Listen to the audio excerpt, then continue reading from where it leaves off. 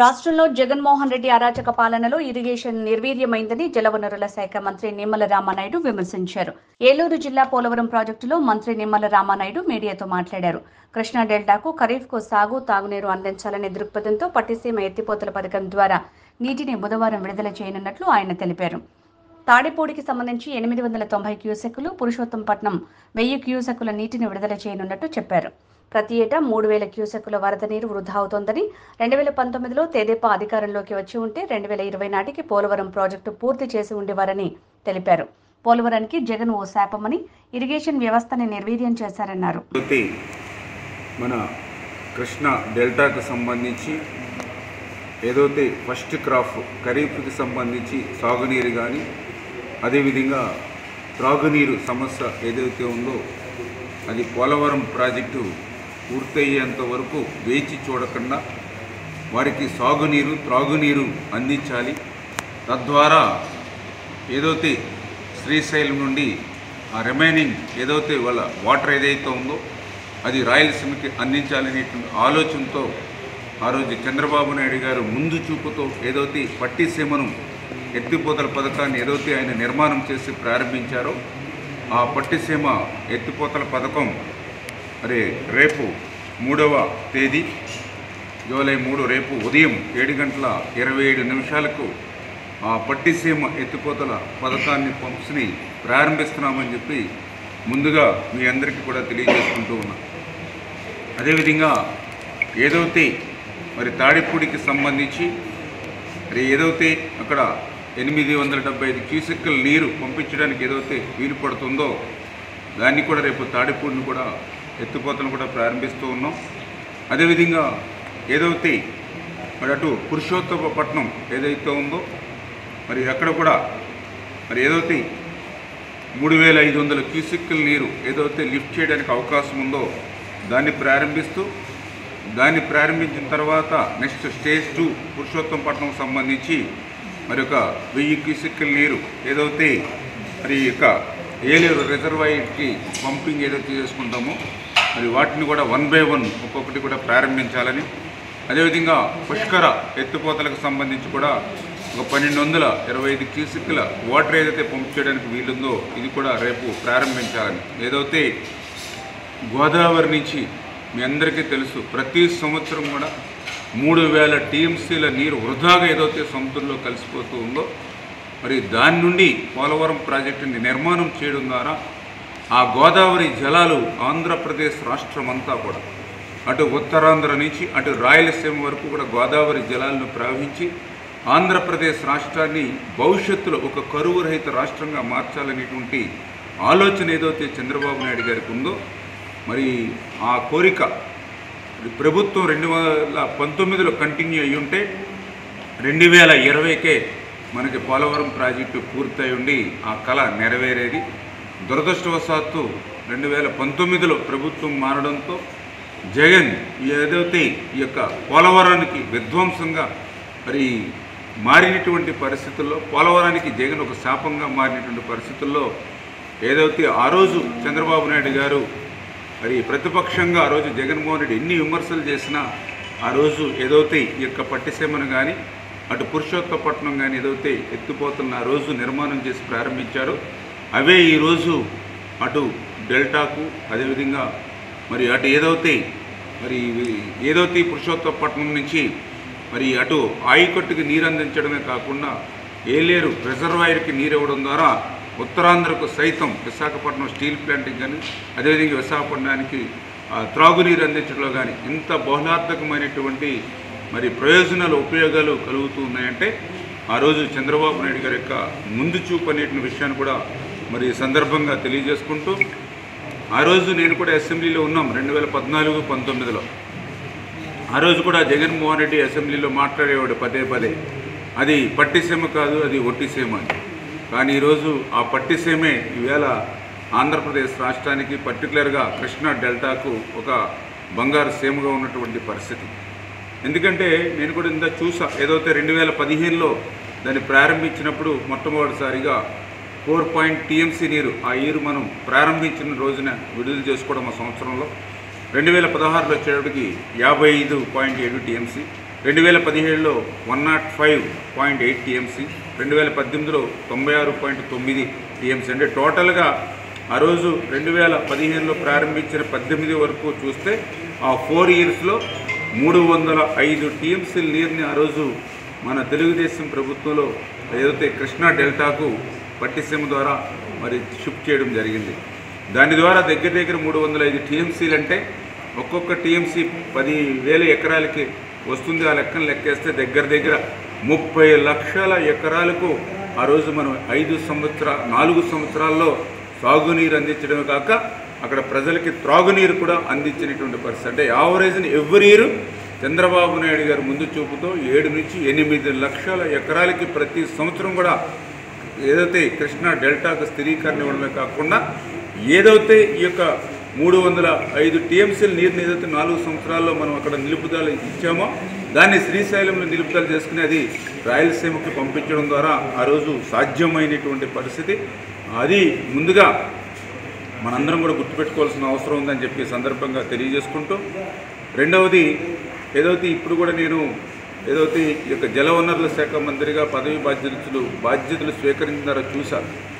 ఏదైతే కృష్ణా డెల్టాకు సంబంధించి ఇప్పుడే అన్ని కాన్స్టిట్యున్సీ కూడా ఫోన్లు వస్తూ ఉన్నాయి, మాకు త్రాగడానికి కూడా నీరు ఇంకొక వారం రోజులు 10 రోజుల్లో అయిపోతుంది, ఏంటి మా పరిస్థితి అని.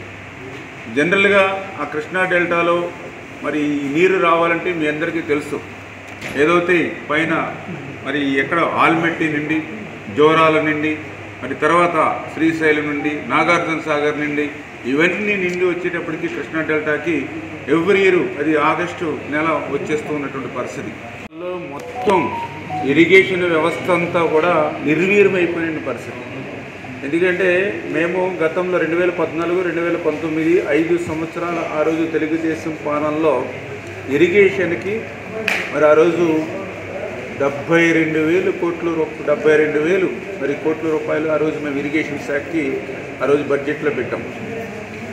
మరి మొన్న ఏదైతే ఈ యొక్క 5 సంవత్సరాల పరిపాలన జగన్ పాలన చూస్తే పెట్టింది 30,000 కోట్ల బడ్జెట్. అందులో కూడా మళ్ళీ సగం మళ్ళీ వాళ్ళ అవినీతికి సరిపోయినటువంటి పరిస్థితి. అంటే అట్లా ఎక్కడ చూసినా కూడా మరి ఏ రిజర్వాయర్ కానీ, ఎందుకంటే మీరు చూసారు చాలా క్లియర్గా అన్నమయ్య లాంటిది ఏ రకంగా కనీసం ముందస్తు జాగ్రత్త లేకపోవడం వల్ల ఎట్లా కొట్టుకుపోయి దగ్గర 30-40 మంది ఎట్లా ప్రాణ నష్టం జరిగిందో మీరు అందరూ కూడా చూసినటువంటి పరిస్థితి. అదేవిధంగా ఏదైతే గేట్లు కూడా మెయింటెనెన్స్ లేక ఎట్లా కొట్టుకుపోయినాయి మనందరం కూడా వారి పరిపాలన చూసాం. అందుకే మొన్న మేము వచ్చిన వెంటనే, ఎందుకంటే ఖజానా ఖాళీగా ఉంది, 12,50,000 కోట్ల అప్పు ఈరోజు మన నెత్తి మీద పెట్టినటువంటి పరిస్థితి. కలెక్టర్ ఆఫీసులు లాంటి ఎన్నెన్నో విలువైనటువంటి ఆస్తులు మరి ఏదో ఏలం పెట్టడం కానీ లేదంటే తాకట్టు పెట్టుకునేటువంటి పరిస్థితి రాష్ట్రాల్లో. అయినప్పటికీ కూడా ఇరిగేషన్ మీద ఉన్నటువంటి మమకారంతో రైతాంగాన్ని కాపాడుకోవాలి, వ్యవసాయాన్ని రక్షించుకోవాలనేటువంటి ఆలోచనలో భాగంగానే మన ఖజానా ఖాళీగా ఉన్నప్పటికి కూడా ఇమ్మీడియట్లీ నీడ్ అంటే ఏదైతే తూడు బీడు అంటే ఇది కూడా దుర్మార్గం. యాక్చువల్గా ఇది ఎప్పుడు కూడా ఏప్రిల్ నెలలో ఎస్టిమేషన్లు వేసి అది టెండర్లు పిలిచి మే నెలలో వర్క్ చేయాలి. కానీ ఈ సంవత్సరం అసలు కనీసం ఎస్టిమేషన్ కూడా తీసుకోవాలి. మొన్న మేము ఏదైతే ప్రమాణ స్వీకారం చేసిన తర్వాత చూస్తే అసలు ఎస్టిమేషన్లు కూడా లేవు కడా దగ్గర. అప్పటికప్పుడు యుద్ధ ప్రాతిపదిక మీద ఎస్సీల నుంచి ఎస్టిమేషన్లు తెప్పించి మొన్న చంద్రబాబు నాయుడు గారి సహకారంతో, ఎందుకంటే అక్కడ బడ్జెట్ లేదు, అక్కడ కడా దగ్గర కూడా ఫండ్ లేదు. లాస్ట్ ఇయర్ కూడా 110 కోట్లు అనుమతి ఇచ్చి 20 కోట్లు మాత్రం వాళ్ళకి పెట్టినటువంటి పరిస్థితి ఉంది అని అంటే లేదు ప్రతి ఎకరానికి నీరు పోవాలి అంచేత ఇమ్మీడియట్లీ క్లియర్ చేయండి అంటే మేము ఏదైతే ఆ బీడీ ఇవన్నీ కూడా క్లియర్ చేయమని చెప్పేసి ఆ షార్ట్ టెండర్లు పిలిచి ఇమ్మీడియట్లీ డ్రైన్స్ కానీ అదేవిధంగా కెనాల్స్ కానీ క్లియర్ చేయమని చెప్పడం జరిగింది. నెక్స్ట్ సెకండ్ ఏదైతే ఇప్పుడు మళ్ళీ రేపు 5th అట్లా మీటింగ్ పెడుతూ ఉన్నాం మళ్ళీ సిఈలు ఎస్సీలతోటి పెట్టి ఏదైతే డీసిల్ట్ ఎందుకంటే 5 సంవత్సరాల్లో ఎక్కడ కూడా ఒక తట్ట మట్టి ఏ కెనాల్లో కానీ ఏ డ్రైన్లో కానీ ఏ మైనర్ డ్రైన్లో కానీ తీసిన పరిస్థితి లేదు. శివారు ప్రాంతాలకేమో నీరు వెళ్ళట్లేదు, కొద్దిపాటి వర్షం కులుతుంటేనేమో డ్రైన్ పొంగి ముంపు గురవుతుంది. డెల్టా లాంటి ప్రాంతాల్లో కూడా క్రాప్ హాలిడే తీసుకునేటువంటి దుస్థితి జగన్మోహన్ రెడ్డి పాలనలో వచ్చింది.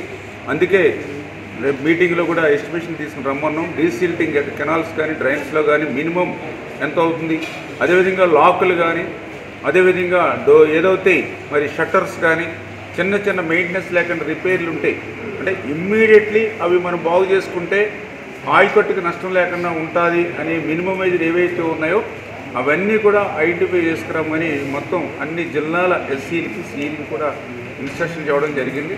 అంచేత ఫస్ట్ ఫేజ్లో ఆ వీడు అవన్నీ కూడా రిమూవ్ చేసుకుని ఈ సెకండ్ ఫేజ్లోనే మళ్ళీ ఈ డీసిల్టింగు, ఈ లాకులు, ఈ షట్టర్స్ ఇవన్నీ క్లియర్ చేసుకుని అదేవిధంగా ఇప్పుడు ఫ్లడ్ కూడా వచ్చేటువంటి అవకాశాలు ఉన్నాయి కాబట్టి ఆ ఏటుగట్లు కూడా ఇమీడియట్లీ ఎక్కడైతే వీక్గా పటిష్టం చేసుకోవడానికి, అదేవిధంగా ఫ్లడ్కి కూడా ప్రొక్యూర్మెంట్ యాక్చువల్గా ఏంటంటే ఎర్లీగానే దానికి టెండర్స్ పిలిచి దానికి ఏదైతే శాండ్ బ్యాగ్స్ కానీ సరువు బదులు ఇవన్నీ రిజర్వ్ చేసుకుంటాం. కానీ ఇవన్నీ మర్చిపోయారు. 5 సంవత్సరాల్లో జగన్మోహన్ రెడ్డి మర్చిపోయాడు, మా ఇరిగేషన్ శాఖ కూడా చాలా వరకు మర్చిపోయారు రెండింటిని.